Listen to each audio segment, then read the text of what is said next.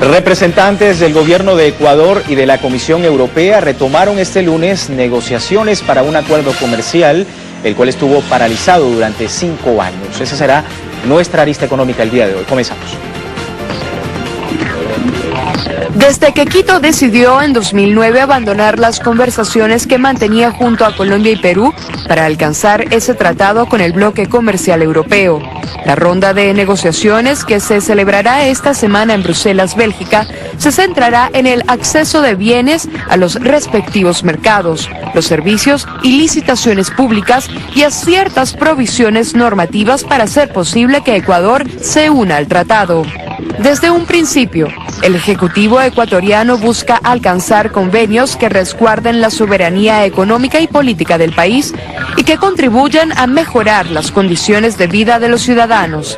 El gobierno de Rafael Correa ha puesto énfasis en 3 pilares: diálogo político, destacando el tema de la migración, la cooperación y el comercio, rechazando la firma de tratados de libre comercio por considerar que estos atentan contra la producción y consumo interno. Sin embargo, la Unión Europea ha centrado su visión en el aspecto comercial, especialmente cuando el bloque atraviesa una crisis financiera que le ha sido muy difícil de superar.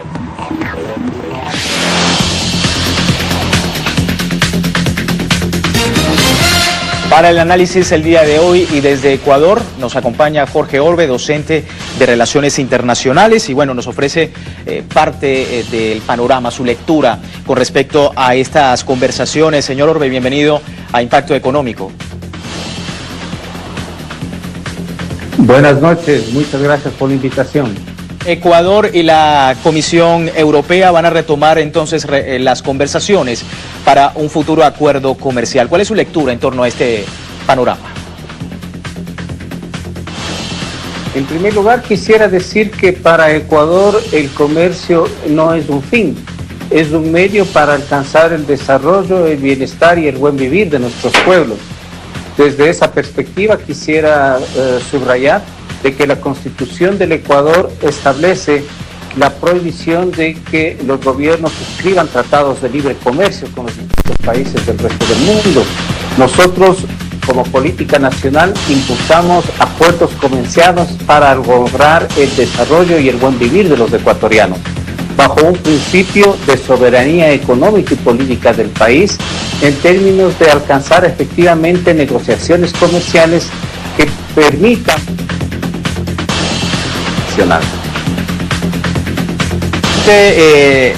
hay un elemento importante en torno a este diálogo con la Comisión Europea. Decía Rafael Correa, el diálogo político, destacando el tema de la migración, también la cooperación y el comercio. Sin embargo, la Unión Europea, y en momentos de crisis sistémica, solo ha destacado por lo comercial. ¿Qué implica esto en la economía ecuatoriana? ¿Solamente un acuerdo que se vaya a lo comercial como está tratando la Unión Europea con Ecuador? Ecuador debe definir con suma claridad cuáles son los objetivos de estas negociaciones. En términos comerciales, para Ecuador es inadmisible que se establezca libertad de comercio, por ejemplo, en productos agrícolas, en donde la Unión Europea tiene un amplio nivel de subsidios. Eso implicaría prácticamente un rebajamiento de la estructura productiva agraria ecuatoriana. Y desde esa perspectiva, el acuerdo comercial con Europa debe considerar la inadmisibilidad de importaciones agrícolas mientras se mantengan los subsidios por parte de Europa hacia sus agricultores. Por otra parte, el nivel de acuerdo comercial define la necesidad de preservar el aparato productivo interno, especialmente las pequeñas y medianas empresas, lo que significa preservar un conjunto de políticas que garanticen las compras públicas para el fortalecimiento del aparato productivo nacional. Y finalmente es un acuerdo comercial que debe garantizar la soberanía del Ecuador sobre las regulaciones en el comercio y en el sistema de servicios financieros. Bueno, señor Orbe, vamos a ver algunos datos, porque con una economía dolarizada, Ecuador busca ahora la posibilidad de un acuerdo con la Unión Europea, pero haciendo hincapié en que no se refiere a un tratado de libre comercio. Vamos a conocer en detalle más en la siguiente gráfica. Más allá de las negociaciones, Ecuador tiene una economía dolarizada, por lo que debe sortear una presión muy fuerte para conseguir estas divisas. El gobierno de Rafael Correa debe mantener el ritmo del crecimiento económico, disponer de capital para las finanzas internas. Precisamente este aspecto es utilizado por sectores de derecha para la firma del acuerdo comercial con la Unión Europea, destaca el principal opositor del Ejecutivo, Guillermo Lasso, que apoya la consolidación de este acuerdo comercial. Tomando en cuenta los antecedentes, la Unión Europea prevé establecer un acuerdo igual al constituido con Colombia y Perú. En concreto, el bloque apuesta a la entrada de capitales al sector financiero para poder acceder a la política de compras públicas, protección a la inversión escudándose en la seguridad jurídica y en el disfrute de sistemas abusivos de propiedad intelectual. De esta manera, un acuerdo tal como lo plantea la Unión Europea afecta mucho la economía, provocando su estrechamiento al favorecer a pocos exportadores en detrimento de otros. Los productores ecuatorianos estarían compitiendo en inferioridad de condiciones con los empresarios europeos. Finalmente, el acuerdo comercial establece todas las condiciones para una mayor dependencia hacia el bloque. Con nosotros desde Ecuador, Jorge Orbe, él es docente de Relaciones Internacionales. Señor Orbe, y para terminar, el cambio de la matriz productiva en Ecuador y el posible acuerdo comercial, ¿cuál es el escenario en ese sentido? Yo diría que es una experiencia inédita en el sentido de que un país latinoamericano establece negociaciones comerciales con la Unión Europea con el fin de definir una propuesta que garantice el desarrollo y el bienestar no de las empresas multinacionales, sino de nuestros pueblos bajo un concepto de soberanía económica y política nacional.